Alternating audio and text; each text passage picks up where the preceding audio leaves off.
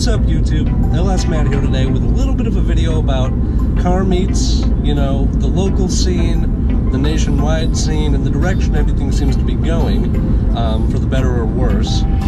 But, the culture is changing from what it used to be, so let's talk about that.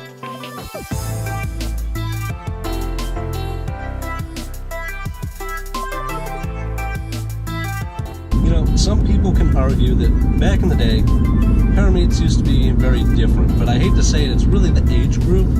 So when you hear about some of these people that are older telling the younger people, oh, this didn't happen back in my day, as far as, the revving and the burnouts and stuff, that's not necessarily true. It just depends on, the age group of the people, whether it's classic cars or new cars. I've seen plenty of people in both do plenty of stupid things at car meets, and I've also seen plenty of people with both types of cars, new and old, even tuner. You could throw a tuner versus muscle, and a lot of them can be really respectful people too. On Sundays, I help run Sonic Sundays. It's a local car meet that I kind of in some ways inherited, and we've had our issues, but at the same time we also have a great group of people that come up there all the time. And the few things I can tell you I've learned from it is kind of try to keep level-headed about it.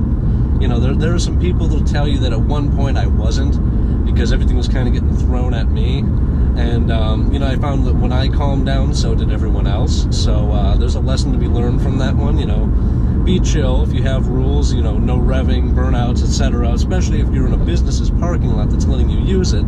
Enforce them, kind of enforce them with a smile on your face rather than just yelling at people. We're lucky enough to have Sonic in Brunswick, Ohio, kind of welcome us in, and the local police actually came down last week, and they kind of checked it out, and the guy told me, every once in a while we hear a little bit of revving, try to keep that down, but for the most part, they seemed like really nice guys, and they don't sit outside the meet just waiting to pull people over neither, so, you can have a really good symbiotic relationship with the police and the businesses that you're at.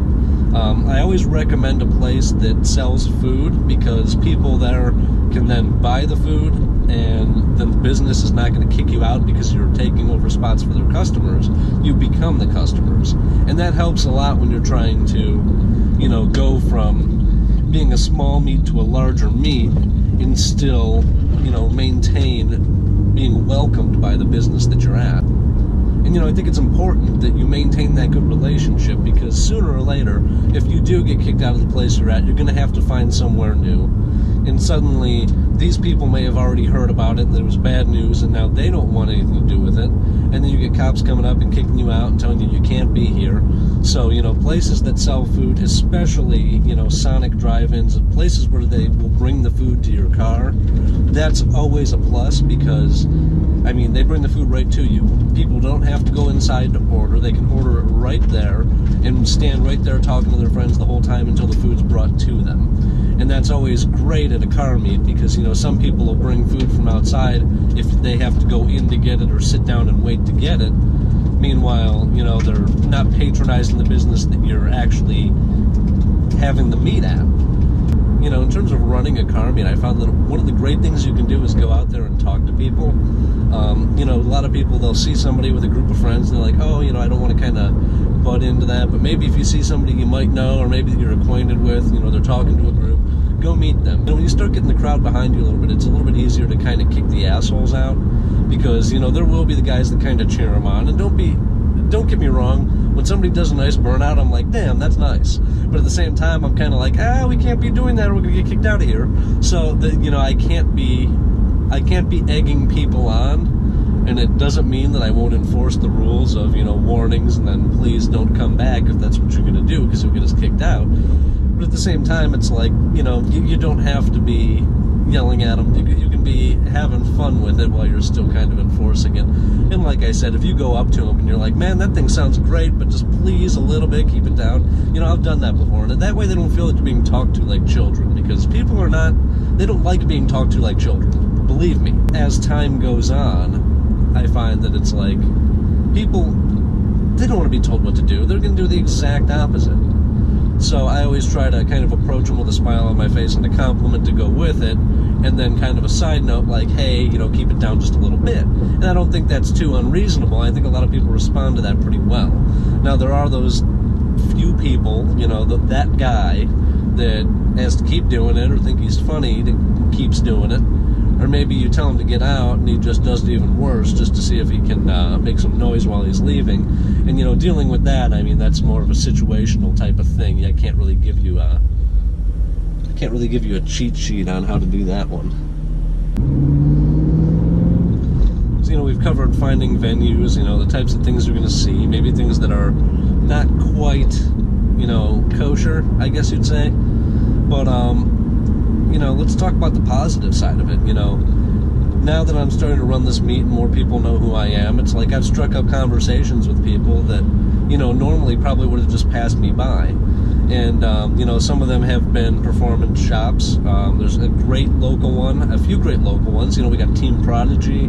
We have, Box Performance, I believe, is around here. B3R, you've probably seen them featured in my videos.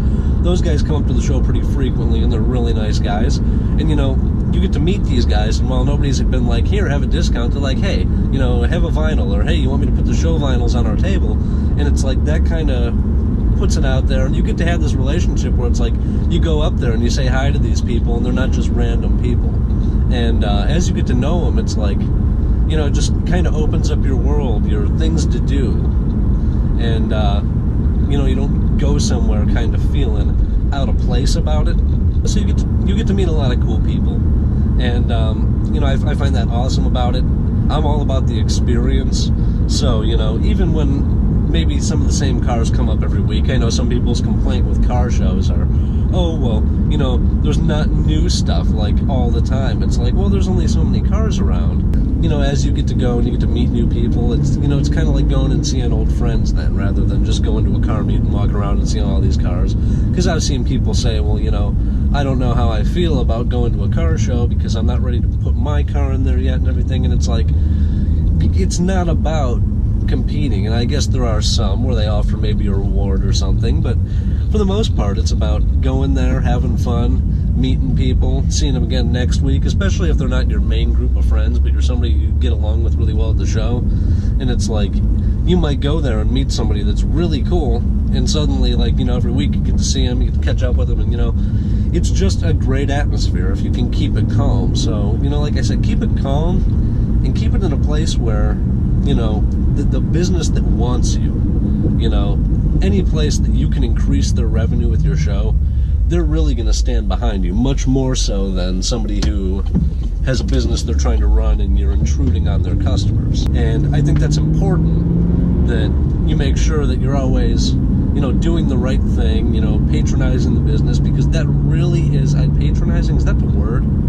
Or is that just like talking down to them? I don't know. But as long as you are buying things from that business and you're helping increase their business, that's always a great way to maintain a good relationship with a business and keep a car meet in a certain area. And, as long as you can keep the people out that don't necessarily do, or I shouldn't say don't necessarily do what you want them to, but do things that are maybe not necessarily cool to be doing at a car meet, if you can kind of keep that out of there, you run into the situation where it's like, wow, I got this great place I can go. I got these great people I can talk to. So, definitely talk to people, get their permission to use the lot, because then the cops really won't kick you out if you have their permission, since it is private property, as long as you're not being like a public nuisance, And, no business wants to be associated with that either, I don't want everybody in town to hate Sonic because they always have the loud cars there. So I try to keep everything to a minimum. I understand some cars are a little bit louder than others. And I also understand that, every once in a while, regardless of what you're doing or what people you're inviting, you can have somebody with a bad muffler that's got a loud car too go through there.